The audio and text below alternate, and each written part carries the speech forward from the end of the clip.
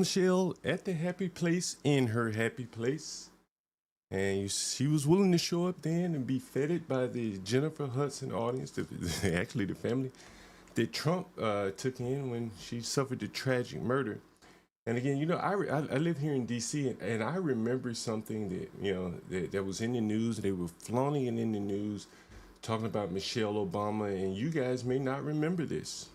Anyone remember this?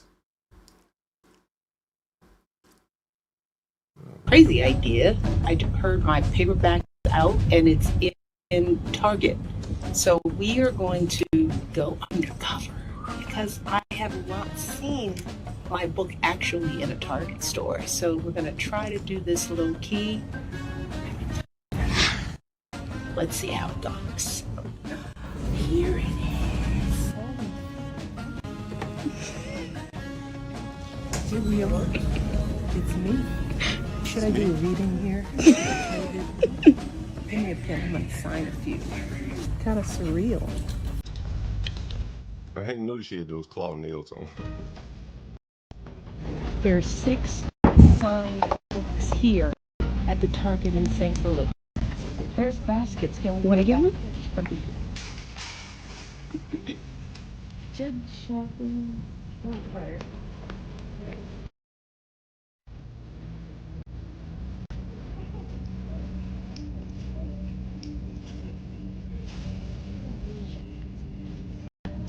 This is cute. Something for me, something for my husband, something for Sunny. The girls can get their own form. I love your hair. Oh, I love your hair. It's not a hair. have a great day. Great. Mission accomplished. Check. This was widely reported. You can see that here. Michelle Obama goes undercover at Target. This was in St. Louis here, where she went undercover there. And then there's an article here. Again, this was widely reported. I'll put this up on my screen. Michelle undercover at Target there. You can see that article. And then here's another article here. Let me close this one. And you know, I have a lot of RAM. I'm just not sure what the problem is here. Let me refresh this article. And then here, I think it was in D.C. Well, no, the Target actually carries her book, The Becoming, by Michelle Obama. So it's very interesting now that you see a lot of the Democrats are now targeting Target, for lack of a better word, with protests because they're not going through with the DEI. So the DEI had worked for them while Michelle Obama was able to benefit. But now that it doesn't seem to work for them anymore, they're willing to turn their back on the company that was willing to hawk Michelle Obama's books, as you see it here, Michelle Obama book, still being sold here from the Alexandria, Virginia Target, right outside of Washington D.C. here, and then again you hear here, and I'll put this up on the screen here, see if I can pull it up. Then now they're targeting those same people. Give me a second, I'll put that on the screen. The other liberal Democrats, and you'll see that here. I can put that on the screen. And the other liberal Democrats are now going after targeting. On the big show earlier today, we were talking about which one of these Democrat groups are going to win out, and it seems like there's one group, the big business group that favors the Michelle Obamas of the world, that lines their pockets. And then there is the group that are willing to protest, the same group that lines Michelle Obama's pockets. So we'll hear here.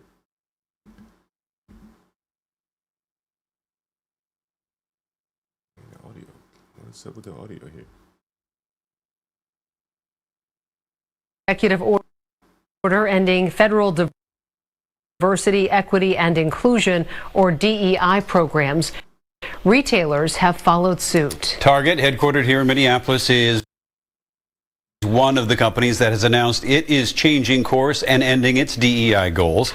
Fox 9's So-Young Kim joins us in studio tonight. And So-Young, the move by Target has drawn the attention of a Minneapolis City Council member with a message to shoppers. Randy Kelsey, there's been a lot of reaction to Target's announcement. The 9th Ward Council member is urging people to avoid Target and support small businesses instead. Minneapolis-based Target announced Friday it's starting the new fiscal year shaped around a new strategy. They're calling it Belonging at the Bullseye. In it, actions include ending its 3-year diversity, equity, and inclusion goals, ending all external diversity-focused surveys, and evolving its supplier diversity team to supplier engagement. It's one of several retailers announcing they're rolling back or ending DEI programs, joining some of the largest brands in the country, including Walmart, Amazon, and McDonald's. Still, other major corporations, including Costco, Apple, and JP Morgan, are defending DEI policies. There's been a lot of reaction to companies announcing where they stand on the matter. In a written statement, Minneapolis Councilmember of the 9th Ward, Jason Chavez, calls Target's actions harmful and urged people to shop local instead. This isn't the first time Target has been faced with tough decisions publicly. The retailer faced intense backlash over Pride displays in 2023, which led to the decision to remove some merchandise in stores. We took a look at Target's latest sales trends that may provide some context for the company's evolving direction. Just days before announcing its new Belonging at the Bullseye strategy, Target Corporation provided a holiday sales update pointing to positive momentum. During November and December combined, total sales grew nearly 3% over the prior year. The retailer also noted record high sales for both the Black Friday and Cyber Monday promotional periods. And in its fact sheet, Target says they are constantly listening, learning, and adjusting in every area of their business. Live in studio, So-Young Kim, Fox 9. All right, So-Young, thank you. Following Target's move, Twin Cities Pride announcing on social media it will be booting Target from their annual Pride Festival and Parade. The organization's statement read in part, "We are deeply disappointed" in their announcement, adding, "We are committed to continuing conversations with them about the impact it has on our community and those in our community who are their employees." Tonight. So on one hand here, it looks like we have the old line Democrats. They're making their grift off of big business like Target and Walmart. They're being targeted by the younger liberal Democrat audience that is targeting these bigger businesses because they're giving up their lesbian LGBT agenda. And as you can see, some of the people saying go toward big business. Yesterday, we covered Al Sharpton, and I wondered aloud, I said, why doesn't Al Sharpton go to the small business? Well, one of the things you may notice is that Al Sharpton doesn't have any small business in his community that he would be willing to take his flock to shop to. These people do. The Somalis, the LGBT people, the people that are calling for the boycotts of Target and other stores, the stores where Michelle Obama hawks her books. Right, they're directly taking a shot at Michelle Obama because, again, look at this article here. This is from Essence. First Lady spotted shopping at Target. This is Essence, again, a black publication, and they're reveling in that Target is carrying Michelle Obama's books, while we have in Minnesota, the Democrats are targeting Target with a boycott here. Again, you see two radically different stances coming from, say, Al Sharpton yesterday and the Minneapolis Councilmember who wants to go local and target big business, the same big business that the old line Democrats, again, this is how they've made their hustle over the years. Again, Michelle Obama making a run to Target here, her being spotted in St. Louis Target, hawking her books. And then she did go to D.C., we'll get to that. But I remember it was memorable when she went to DC's Target. Well, no, she went to Alexandria, Virginia. That's where she went. So I stand corrected there. But she made a big deal out of it, and I think I showed you that. And here we have definitely a conflict in which group is going to prevail in terms of targeting typically these big Democrat donors here.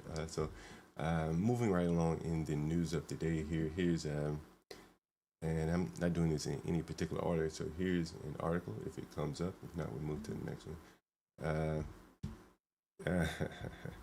Yeah, we do this one first, and since this one's up.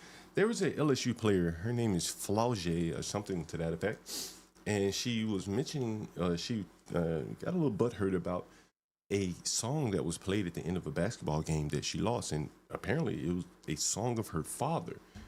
His name was Camouflage, so apparently he named her Flaugier. Kind of like the Flaugier, right? You see Flaugier, right? So kind of a play on Camouflage, his rap name. And he, as you can see here in the article, he died before she was born. But what's interesting about this is she's a woman of many talents. Not only is she, let me maximize, and so you can all see this here. She's a woman of many talents. Not only is she a starting guard for the Tigers, LSU that is, her musical talents run in the family. Her father was Georgia-based rapper Jason Johnson, aka Camouflage Flaugier. Unfortunately, Flaugier never got to meet her father as he was fatally shot just 6 months before she was born.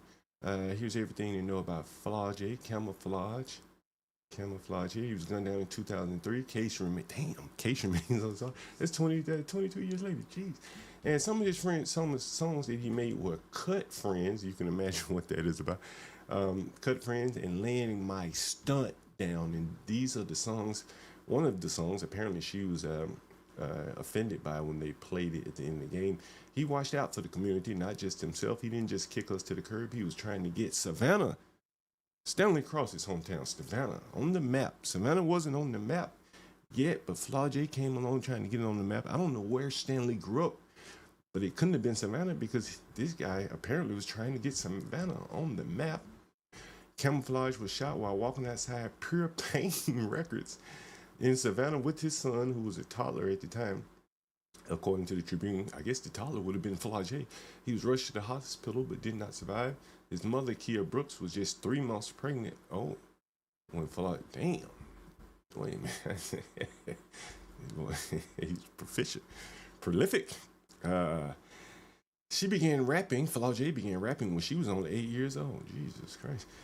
Each year, she threw a birthday party for Flaugier's late father, and in 2001, she decided to perform sporting camo pants, a red Georgia Bulldogs puffer vest, and a matching hat. She rocked the stage, dedicating one song to her father. I feel like his legacy was cut short. It was taken from him. That's why I sometimes feel like it's my duty to finish what he started. Since then, Flaugier has released her 2023 album, For My Fans, in addition to a number of singles.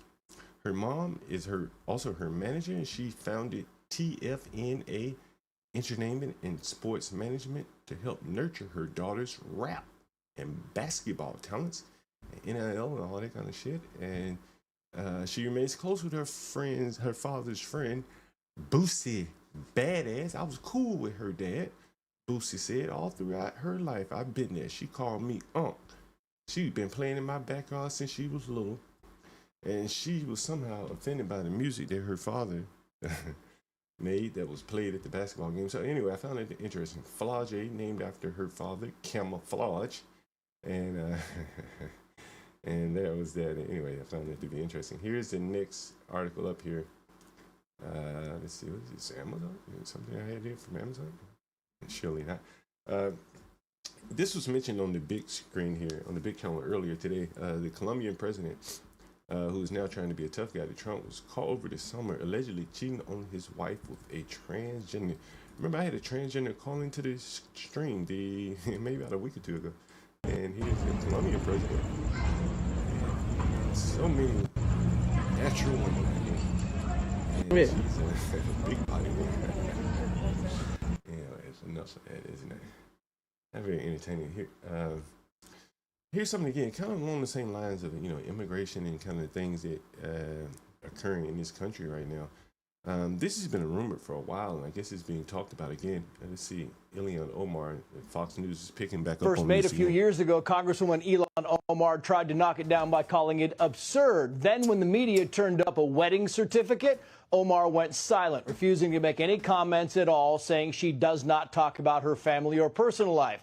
Well, now others are talking, like Abdulhakim Osman, a prominent member of the Minneapolis Somali community, who is now on the record telling the Daily Mail that in 2009, Ilhan Omar married her biological brother, Ahmed Saeed Almi, so that he could legally remain in the U.S. and attend college. At the time, Omar was married to Ahmed Hersey, but it was a religious marriage, meaning there was no Minnesota state record stating that she and Hersey were husband and wife, and so marrying brother would allow her sibling to get his legal immigration documents. But Mr. Osman isn't just saying that Omar married her biological brother.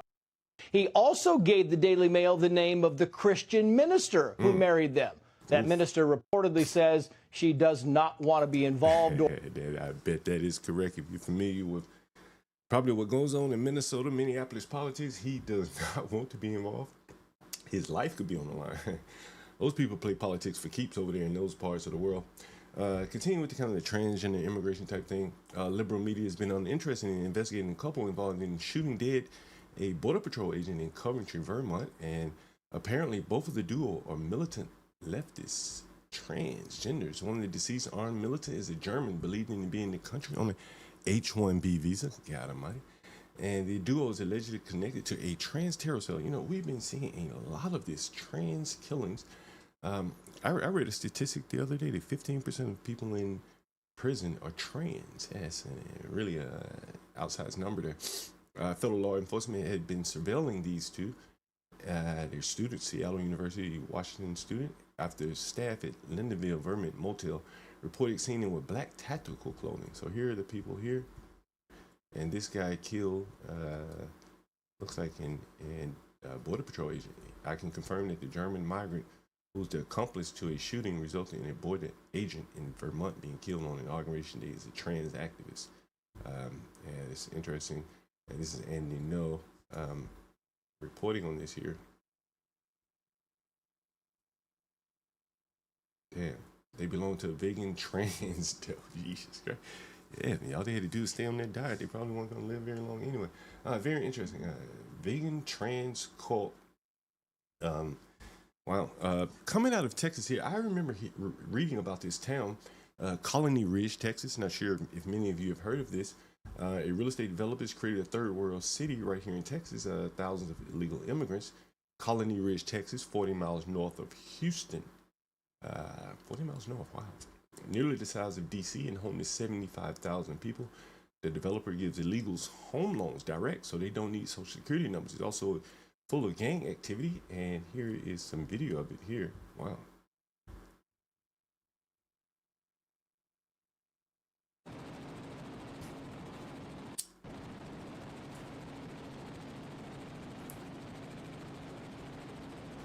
This can't be an entire town full of illegals in America.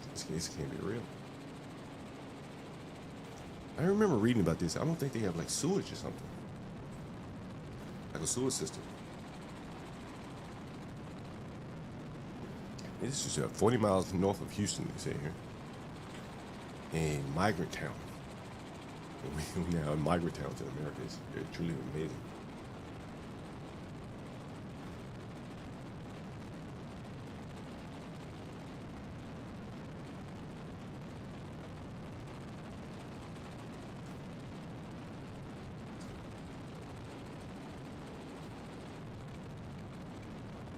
The guys in Texas, Republicans must shut this down immediately. You got to ask yourself, how the hell do they allow it to happen? Let's see what the comments are. There's a full report here inside Colony Ridge, fastest growing development in the U.S. Wow. Wow, wow, wow. What the hell is going on here? Let me take a look at this article. Just out of curiosity here. Let me close this one here. Yeah. Colony Ridge, the fastest growing development in the U.S., is a magnet for illegal immigrants. What? Damn, this is in 2023. Texas land developers established a sprawling settlement north of Houston where thousands of illegal immigrants are believed to have settled, raising concern among experts. Wow, wow, wow. Plum Grove, sprawling community, 60 square miles. Geez, that is about the size of D.C. Jesus Christ. Poor living conditions. A sprawling labyrinth of roundabouts and endless rows of sidewalkless streets, empty plots waiting to be developed. Wow. This is in Texas. Houston, we have a problem here. That's interesting. The loan is directly from the developer, bypassing traditional mortgages, and while the buyer might pay high interest rates, it's a great deal for someone with no other options to buy land in the country. That's a good deal for them. You have to give them credit for that. It's very ingenious here. Anyway, anyway, Colony Ridge in Texas. We have our immigration battle cut out for us here. Coming out of New York City, kind of along the same lines of immigration, and you're going to see more coarse crime as we go along here. And, well, while that's loading, hopefully one of these two is loaded here. There's some crime coming out of New York, kind of eyebrow-raising crime, in that, typically America has been a place where, they take their matters in the hand of a gun, typically. But in this case, we're starting to see things like this right here. If you're able to see my screen, Queen stabbing leaves man dead, teenager in custody in dispute with family who sublet a room to victim. Sublet. That's my neck of the woods here. Queen detectives are questioning a teenager who allegedly stabbed the man to death during a argument early on Saturday morning. Wow, amazing. According to police sources, officers were called to a home near 35th and 102nd Street in Corona about 6 a.m. in the morning. Wow, these people get up arguing. I'll show you that. And cops said a knife was recovered and a 16-year-old male suspect was taken into custody. Let's see what they were arguing about here. Both the victim and the teen male suspect, who is related to the family subletting, so this boy did the fighting for his family, Talima Naula, apparently got into dispute moments before the bloodshed. The sources say it is not immediately clear what sparked the deadly argument. He's a nice kid, they say. In Spanish, he explained that he believed the victim hailed from Ecuador. ICE won't have to get this guy. He's already been taken care of. Neighbors claim that a new landlord bought the home recently and began renting out rooms to young tenants. However, they also said that the home turned into a revolving door of new faces. New faces. It's crazy. One witness, 22-year-old, said, the new America, where people take the law in their hands and they're going to be using knives and or machetes. And we're going to see, I think, an article here. Let's see, an article here. I think it's about a machete. Let's see here. So many here. Let me reload some of these here.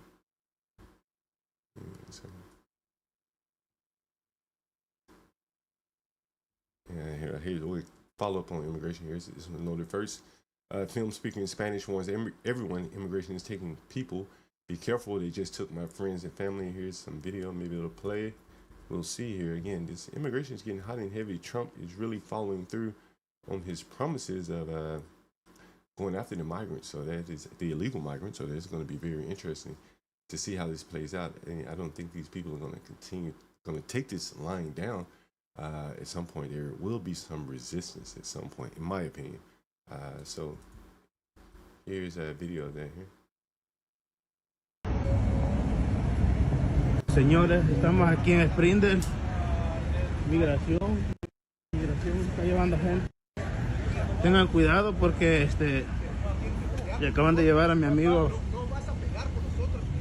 Se van a llevar a mi amigo y su familia. Que no salgan. Dice el oficial que se está resistiendo, ya no se está resistiendo.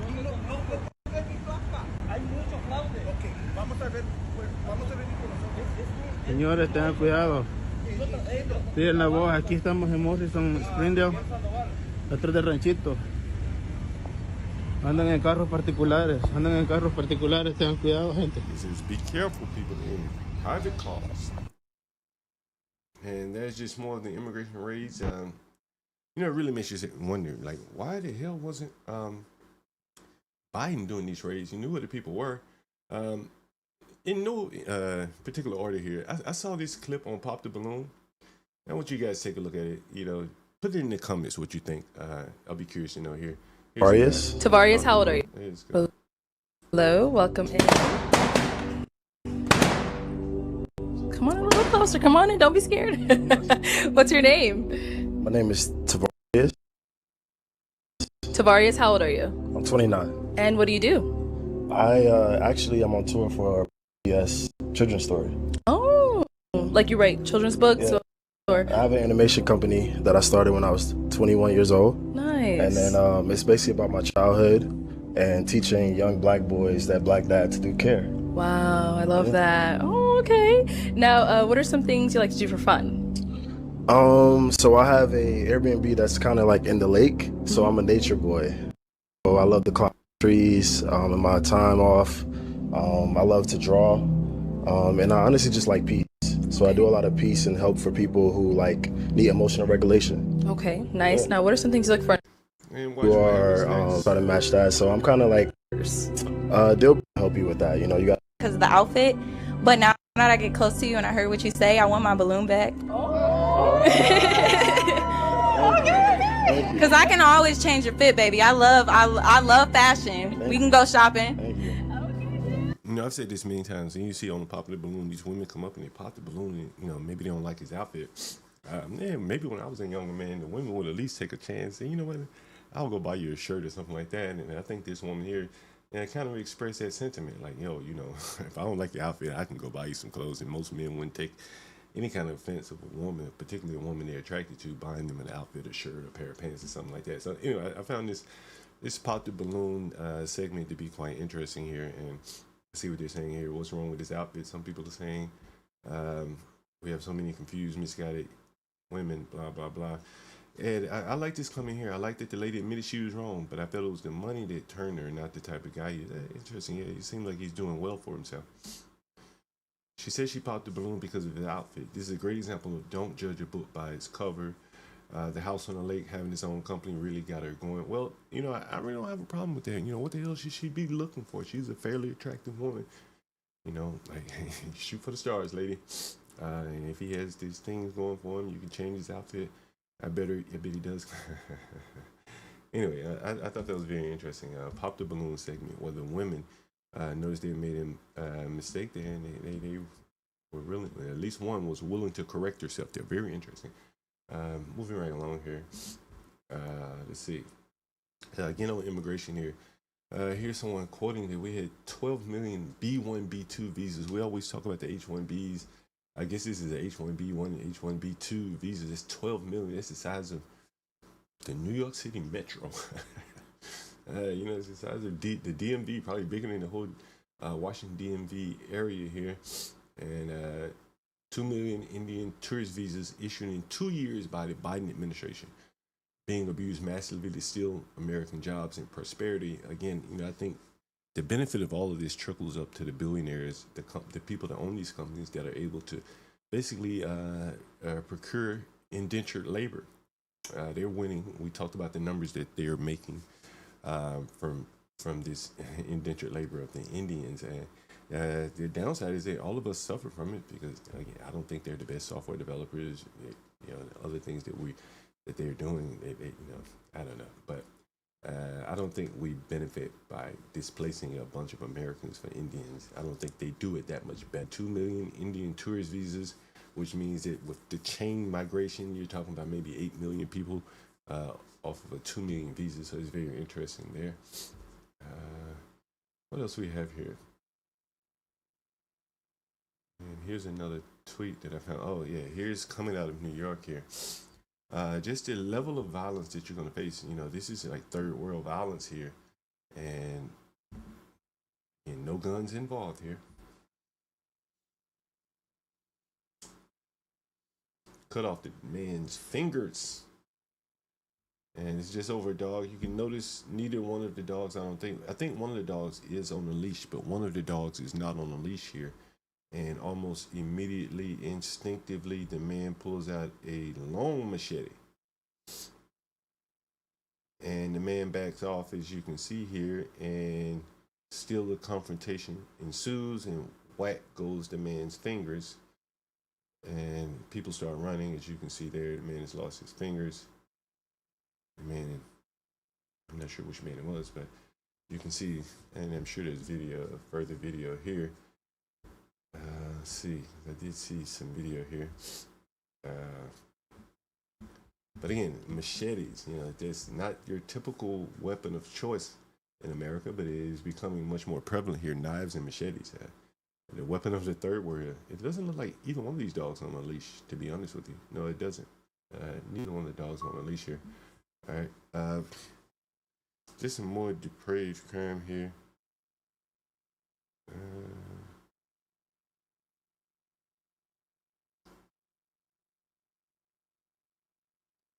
More depraved crime here. I'm probably not going to cover this case. Monster father runs over his 8-month-old baby with car after placing infant. Damn, I might have to look into this one. In the middle of the intersection. What? This is like unbelievable. Daily Mail has all these damn ads. Here's the guy here. Jesus Christ. Wow, he's 1,000 yards stare in despair, right? 1,000 yards stare. He began. Oh, wait a minute. A Florida father is accused of running over and killing his 8. Jeez, Louise. Jacksonville, Florida. Not a surprise there. He stopped the vehicle at the intersection, opened the door, and placed a child on the ground. They gotta have film with it. I gotta smoke a joint to this one. Sam, I am. What's up, man?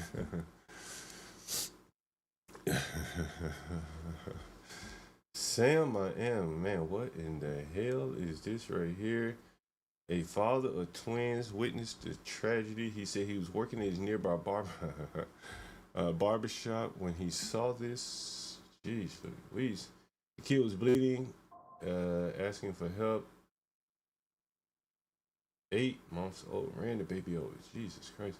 And here's the guy, Jesus, Justin Gold, 20 years old, crashed out, man.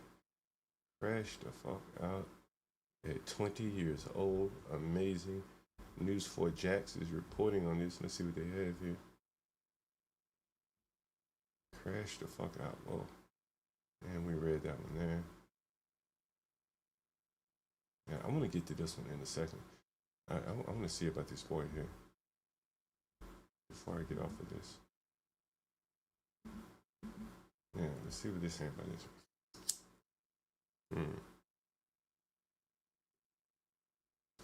Damn, killed a baby.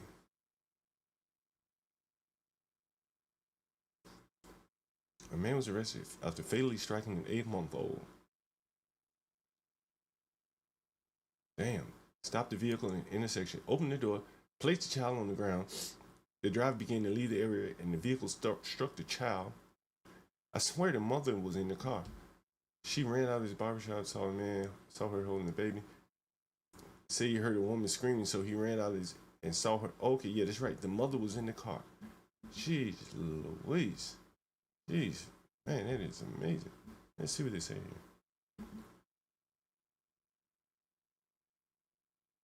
Man, take forever to load this shit. Come on, load it up. One other shit.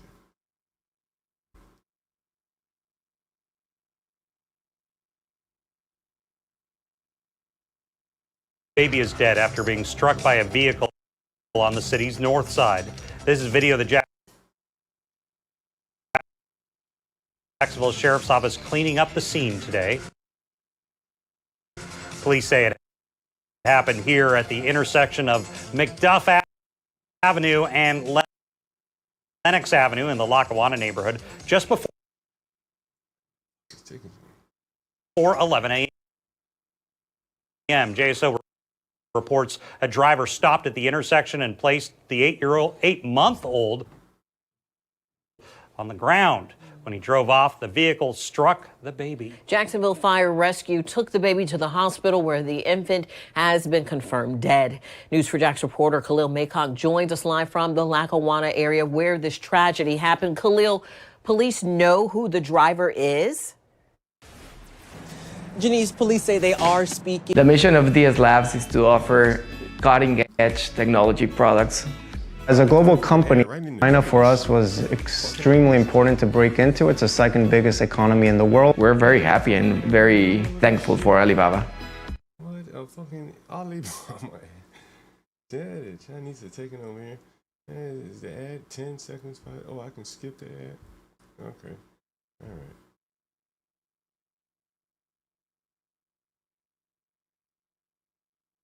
Earlier, they mentioned that the parents, or rather the mom and the woman and man who were in that car, are believed to be parents of that 8-month-old, but that's something they say they are still working to confirm. Now, I did speak with a man who works across the street, and he said he heard the aftermath of all of this. He said when he walked out of his door, he saw that there was a woman who was standing in this area and she was holding that 8-month-old that looked visibly injured. So this is video from the scene earlier today. The area was blocked off as police were investigating. According to JSO, this incident happened before 11 this morning. Police say an adult man, woman, and an 8-month-old were in the car when a fight between the driver and passenger began. The driver stopped the car at the intersection, opened the door, and placed the 8-month-old on the ground. The driver got back in the car, drove off, hitting the child with the car. Jacksonville Fire and Rescue took that child to the hospital where the baby died. I spoke with a man who saw the aftermath of what happened, and he says this was heartbreaking, especially since he has children. What was it like as a father to see a baby bleeding in the middle of a street? I mean, it hurt. I mean, I literally got on the phone and I tried calling my daughter, they didn't pick up, and I text them to tell them I love them and just to ask them where. So it hurts because it's a fact. Anything part of the community, like. And back out here live, I did reach out to JSO asking if they could tell me what the gender of that child was and if they can consider what happened intentional and if they know when charges will be filed. When I get any more information, I will keep you updated. And you can go to news4jax.com for those updates and watch us here as well. Reporting live, Khalil Maycock, Channel 4, the local station. Horrible situation. Thank you, Khalil. We spoke with News4Jax crime and safety analyst Tom Hackney about today's tragedy. He says the nature of this case will make it hard to solve while investigators try to piece together what happened at the traffic stop. This is not some whodunit, but this is getting the fine details sorted through to make sure that the charge that they choose is the right charge and it's something that's going to stick. And again, taking any accident out of this scenario and really looking at it. And that's where the prosecutors work with the police to make sure that the facts of the case, the facts from the scene, worked through with the law and choose the right charge for this. So again, it's not about speed, it's about accuracy. Yeah, fair enough. Fair enough. Yeah, that's fair enough. You want a thorough investigation. I understand that. Here's and let me reopen that. Give me 1 second. I'm not sure what this is, but a tweet. And we talked about this on the big stream. This happened right near me and near a 7-Eleven that I go to very, very often here, and I don't know why my internet's so slow. I don't know if it's the internet at my computer or what. But anyway, I wanted to share this story with you. Again, a young boy, just the savagery of the killing here. Let me close a couple of these tabs. Give me 1 second here. Always video. Okay, yeah. So this happened very near where I'm in this area a lot. I actually have a house on this street, so it's very interesting. A couple blocks up, but nonetheless, I don't know why it's taking so long to load here. What the hell is taking so long? Oh, Fly J. We get back to Fly J in a minute for her fans. Come on, I want to get this article loaded here. Here we go. Twitter, come on, load it up for me, Twitter. All right. This one loaded first. And we'll stay here. Come on, Twitter, load it up for me, Twitter. Oh yeah, this is going here. And I've long said this. My personal experience with H-1B and speculation on why OpenAI got bested by China in 2 months. As a computer programmer, not many people understand just how bad H-1B Indians are than white computer nerds. They will get contracted to make your company code, which will break a few months after their contracted service ends. I've seen it so bad that they will not add time to live variables for temporary data sets. That is an easy fix, but without it, the non-techies will have overloaded cloud storages and 10-minute buffer parsing per action, which without the actual good American coders to go through and repair negligence, the company may recontract and get a temporary band-aid that will once again become unusable after building. Ironically, just in the earlier stream, I mentioned connection strings. And I was working on a project where an H-1B, I'm assuming he's H-1B, he's an Indian guy, he left some connection strings open, and we caught it in the code review. But those type of things would have caused the system to crash. There would have been so many connections that the system ultimately would have crashed. No more connections. So someone would have come to the website, no connection would have been made because there would have been too many connections and it would have crashed.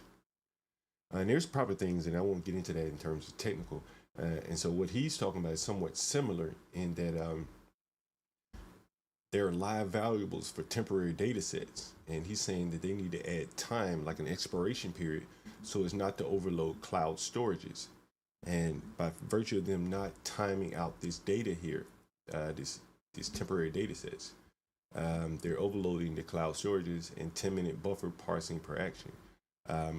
And I can't say I've seen that. I've seen more spaghetti code, as they call it here. And if companies are contracting these people, and if they're continuing to write like spaghetti code, in this case, some cloud-based code storage, you're going to see more and more issues here. And so here's some of the other tweets below that. I remember talking about this, the Boeing 737 MAX outsourced to $9 an hour engineers. We talked about that a few streams back. First engineer came from China, now it hires mostly from India. And we talked about how the Indian government has pressured Boeing into not only buying planes, selling them planes, well, you know, they want to pressure them into that, but hiring some of their people in exchange for buying the planes from India. And so there is that. H-1Bs from consulting companies harvest source code from their clients and send it back to their consulting company for, yeah, that is true. That is definitely true. I've done code reviews where these people, yep, I've mentioned this on the big stream here. I know what he's going to say. Never redacted the other company's comments or naming convention. That is true, and it's not a one-off occurrence. I've seen it in many, many places where you see the code from another developer or even from Stack Overflow in your code, and you know that the person was just too damn lazy to even take the comments out. Anyway, closer to home here, 14-year-old killed near a 7-Eleven that I go to quite frequently here. And if the video pulls up, we'll play it. Hopefully we can play it. I'm sure there's going to be an ad. Pop art, canvas sales, we'll suffer through it. Again, this is right near me and very interesting. Following breaking news of Southeast D.C., a 14-year-old killed. They heard the gunshots, responded, but he did not survive. Fox spoke with an eyewitness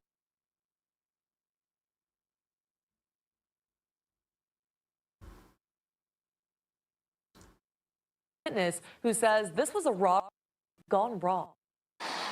They say the shooting at noon and that a 14-year-old is dead following.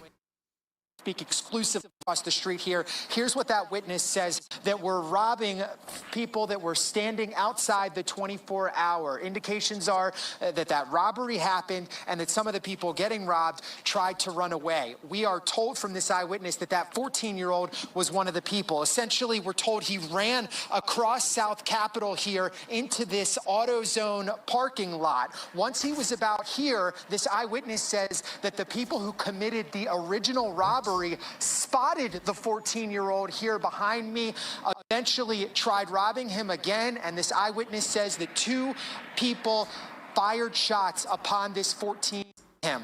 Fox 5 again speaking